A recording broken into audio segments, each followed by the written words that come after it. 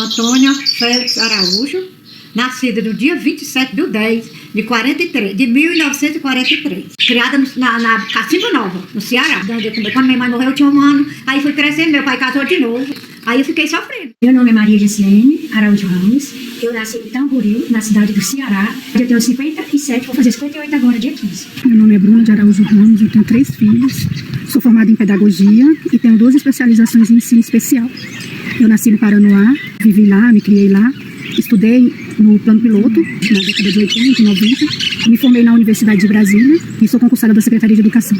Hoje eu estou aposentada por questões de saúde. Meu nome é Tatiana de Araújo Ramos, eu tenho 37 anos, eu nasci no Paranoá. Na verdade, eu nasci em Brasília, né? Mas fui criada no Paranoá. Era aquela correria, como diz a história, né? Aí quando nós crescemos, mais ou menos eu tinha uns 16 anos. Antes disso, nós já ia para a roça plantar, colher o milho, colher o feijão, colher algodão. Mas também que ficasse, era pior, porque era para fazer queijo, trazer água para casa, que era longe demais, e fazer almoço. A minha filha, ninguém queira, porque é um sofrimento.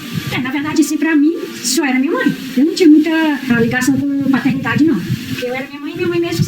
Eu que se minha mãe acontecesse alguma coisa com minha mãe, eu não sei o que seria de mim. Então, assim, era eu e minha mãe mesmo, só. E meu irmão. A minha família foi uma família divertida, mas também difícil, porque meu pai era muito agressivo com a minha mãe, bebia muito.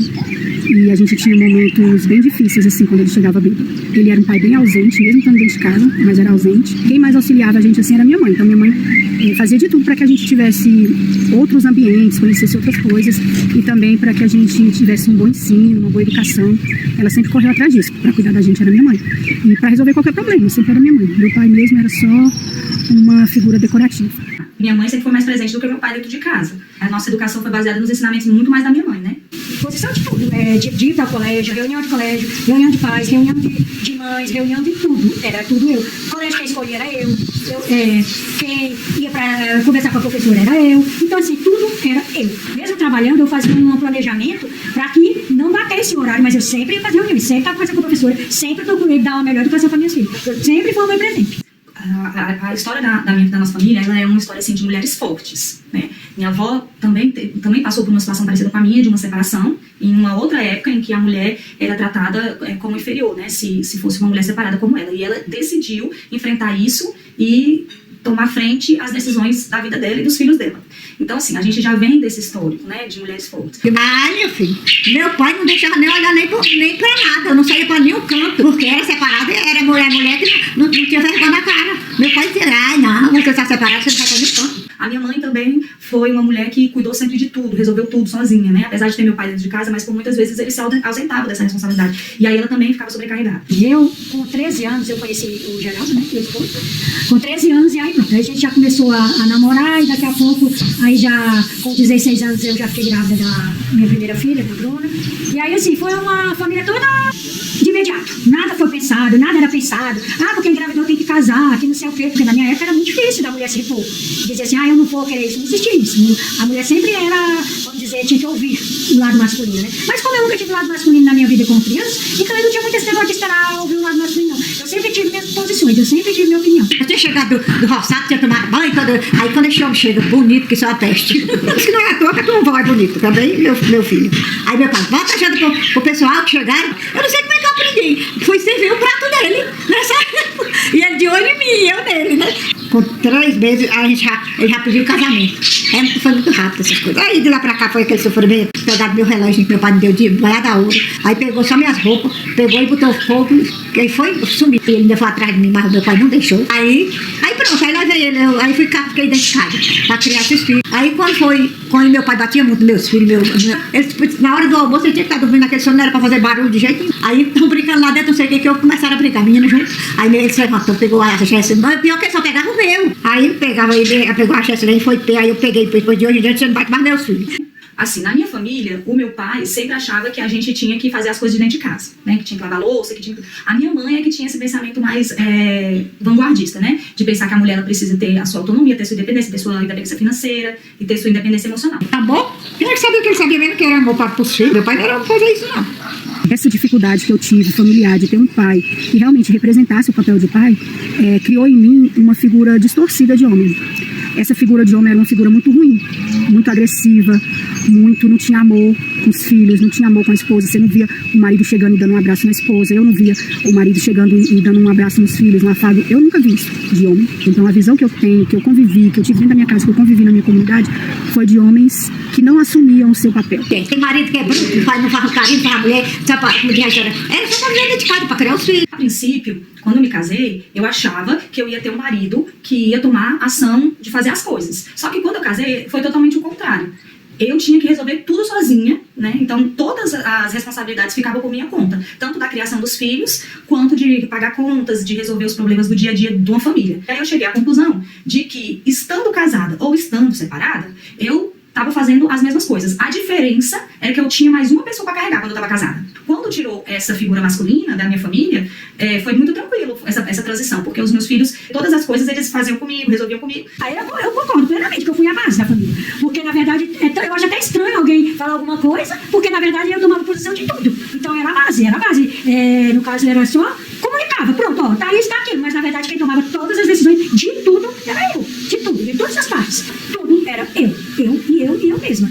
A visão que eu tinha naquela época é que as mulheres faziam as coisas, tudo, resolvia tudo, pelo menos na questão de filhos, e os maridos trabalhavam para resolver problemas, para escola, roupa, levar para passear, tudo era só minha mãe. Meu pai não resolvia nada dessa questão entre os filhos, ou questões da casa, problemas financeiros, era tudo minha mãe. E a mulher que se ferrava sozinha, que tinha que fazer tudo é a mulher. O homem era negócio, né? Trabalhava, chegava em casa, era para trazer o alimento para dentro de casa e as mulheres ficavam responsáveis pelo resto. Da criação dos filhos, alimentação, escravidão, né?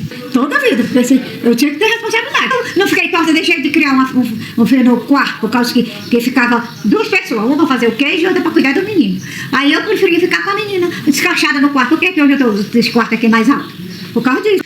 É uma tarefa muito difícil, entendeu? Assim, eu tive problemas psicológicos, né? Tive que tomar medicação, faço terapia, tanto com psicólogo e acompanhamento com psiquiatra, porque realmente é uma sobrecarga, né? Você tem que cuidar tanto das suas áreas, da sua área pessoal, que no meu caso é o meu trabalho, quanto ter que cuidar de 2 filhos, sozinha, assim. Claro que a minha rede de apoio, graças a Deus, é muito boa. Tenho uma rede de apoio, assim, as mulheres da minha família, como são mulheres muito fortes, muito apoiadoras, uma apoia a outra, então, assim, a gente tem uma rede de apoio muito forte. Mas tem determinadas situações, dores, que são únicas. O que eu senti foi tomando remédio, ficar doente. Eu fiquei muito supercarregada, que resultou ficar doente, né? Claro que hoje, graças a Deus, eu fiquei de boa e tudo mais, tomando remédio. Não é fácil. Criar filhos, construir família, ser uma rede de apoio, não é fácil para nenhuma mulher. A gente não precisa necessariamente aceitar as imposições da sociedade, né? A gente vai sofrer? Vai doer? Vai. Só que a gente não é obrigada a estar numa relação que te machuca, numa relação que te sobrecarrega, que te dá mais preocupações, que faz com que você durma mal, que você se sinta mal, que você se sinta inferior, por conta de uma imposição social. Então, assim, eu acho que quando a gente quebra essas barreiras, a gente dá essa liberdade para os filhos, das filhas principalmente, de mostrar que elas podem caminhar sozinhas, se elas quiserem. Essa questão do machismo na minha família formou mulheres mais fortes, mulheres mais independentes, mulheres mais que vai correr atrás das suas coisas e que não ficam dependentes de homem, porque sempre eu acredito que homem é fraco, que homem não vai dar o que eu preciso, não vai assumir os problemas, assumir tudo. Então eu cresci com essa visão, que eu tenho que correr atrás, que eu tenho que assumir tudo. Então isso traz uma sobrecarga muito grande para a mulher, de responsabilidade, tanto com você, com a sua vida, com as suas escolhas, com as suas decisões, tanto com a vida familiar e na parte do trabalho também, porque eu vi ali uma porta de escape para não depender de homem algum. Eu eduquei minhas filhas o seguinte: vocês não vão casar, não. Vocês só vão casar depois que vocês forem formadas, que vocês tiverem a casa, que vocês tiverem um emprego, para depois o homem não ficar passando na sua cara que está te sustentando isso ou aquilo. Não, você vai trabalhar, ter o seu próprio sustento, para você ter a própria liberdade dentro do seu relacionamento. Então você não ser dependente nem financeiramente e nem psicologicamente de um homem. Então, assim, eu acho que devido a tudo isso que eu vivi, eu não queria essa vida para minhas filhas. Eu não queria minhas filhas grávidas com 17 anos. Beleza, acontece, mas só que aí a gente vai conversar para que não tenha aquela coisa de casar porque está grávida, ou casar porque depende da alimentação do filho do marido. Não, eu queria que elas tivessem liberdade para que elas decidissem a vida delas, com a segurança de ter o emprego delas e a vida delas. A minha mãe sempre disse que a mulher precisava ter a liberdade, né, de poder fazer as coisas sem precisar de ninguém, ser sozinha. Então, assim, ter autonomia. Então, esse ensinamento foi o que minha mãe mostrou pra gente. Que primeiro você tinha que estudar, você tinha que correr atrás das suas coisas, pra aí sim pensar em ter filhos e um casamento, né? A gente tem que se pôr, não tem jeito. A gente tem que se pôr, a gente não tem que aceitar, a gente tem que gritar mesmo, quando tiver que enfrentar. E assim, é fácil? Não. É mais a gente tem que tentar. Então assim, minha mãe sempre enfrenta tudo. Então minha mãe é meu espelho. Assim, eu sempre gostei de enfrentar minhas coisas. Eu nunca gostei de deixar ninguém me dominar. Ou, faz isso. Não, eu sempre tive opinião própria. E eu acho que hoje em dia a mulher ganhou jamais essa liberdade pelo histórico de mães como a minha mãe, que sempre mostrava para as meninas que elas podiam além do que ser dona de casa, dona da família. Melhorou, nem compara. Né? Chega, né? A gente já foi reconhecendo as coisas erradas e as coisas certas. A principal forma da gente privilegiar o empoderamento feminino é a gente dando oportunidades das mulheres terem conhecimento de tudo. Porque a partir do momento que você tem o conhecimento, você não aceita certo tipo de coisa. Foi 4 dias de lá pra cá. Eu cheguei aqui em 80, dia 4 de janeiro de 80. Eu fui lá pra casa do meu irmão, lá no Paranoá Velho. Deixou a garagem pra nós. Se falasse que era do Paranoá, existia sim discriminação por morar numa favela. As dificuldades do Paranoá eram enormes. A gente não tinha o mínimo de infraestrutura. A gente não tinha água, a gente não tinha uma luz decente, a gente não tinha um posto de saúde, a gente não tinha um hospital, a gente tinha um posto de delegacia. No Paranoá veio invasão.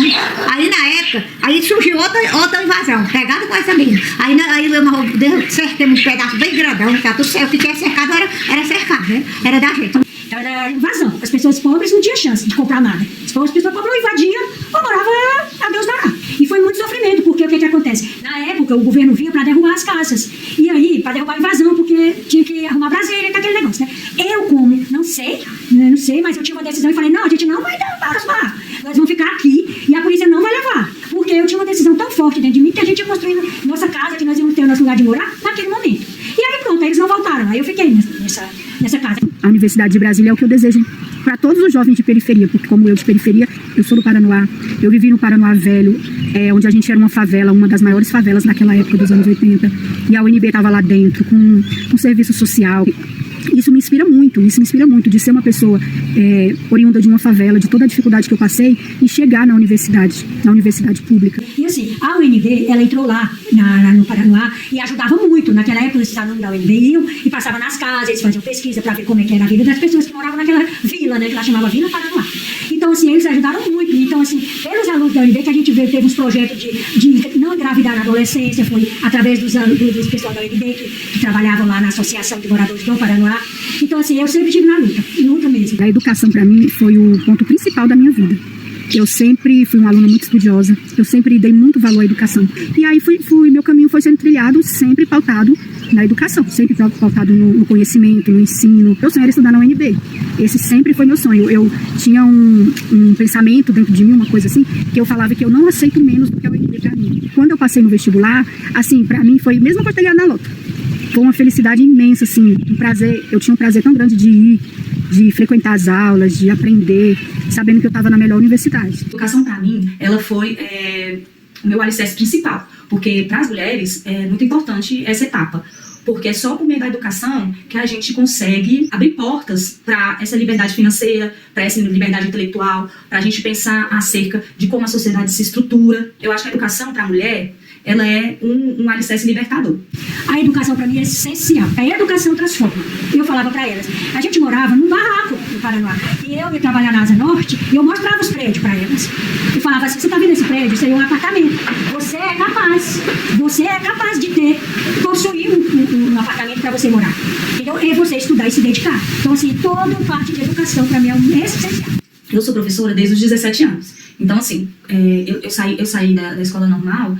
Eu fiz estágio em todas as modalidades, menos nas escolas do campo. Quando eu entrei na Secretaria de Educação, em 2012, eu fui apresentada essa realidade e eu fiquei apaixonada, porque é um lugar em que você se sente acolhida pelas crianças, em que as crianças elas veem ainda a escola como um ambiente de aprendizagem. Quando eu mudei para a área rural, era assim, que as escolas são em lugares improvisados, as salas eram pequenininhas, tinham menos alunos e a gente conseguia fazer um trabalho mais individual com os alunos, por ser uma coisa mais de comunidade, então a gente atendia aquela comunidade e você começa a fazer parte daquele grupo, a escola realmente se insere dentro da comunidade.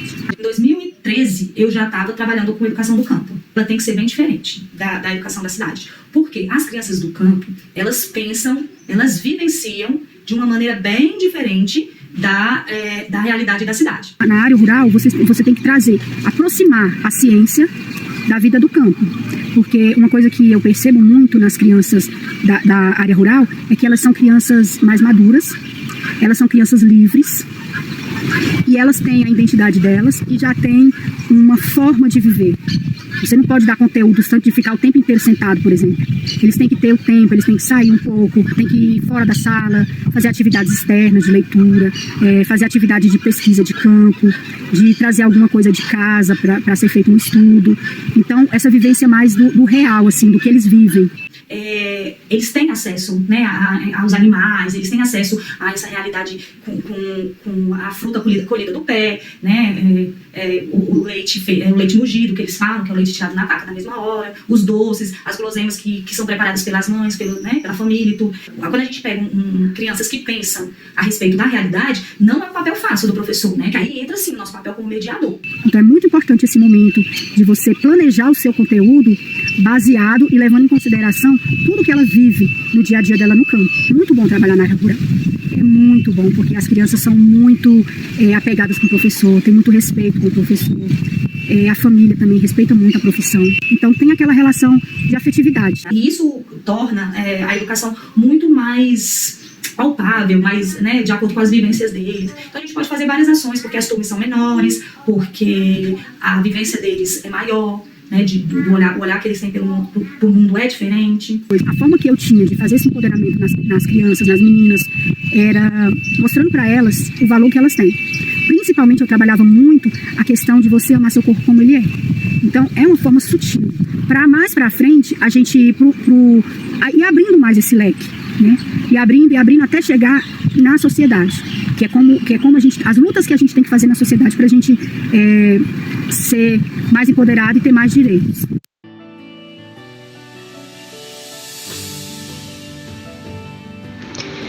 Memórias. Com as suas histórias gravadas em nossa memória e nas nossas vidas, nós só temos a agradecer. Porque mais que bisavó, avó, mãe e tia, essas mulheres são raízes. E enquanto tivermos raízes assim, fortes e profundas, nada poderá impedir que novas gerações cresçam livres, de cabeça erguida, e com a certeza de que o caminho que elas abriram é o começo de um futuro diferente. Quando a mulher aprende, ela se torna livre para pensar, para questionar e para sonhar.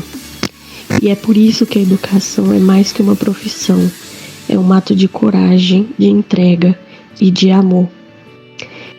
Elas enfrentam uma sobrecarga que parece não ter fim, mas que nunca foi capaz de silenciar as suas vozes ou diminuir os seus sonhos. Com suas lutas e suas conquistas, deixam aqui um pedaço de si.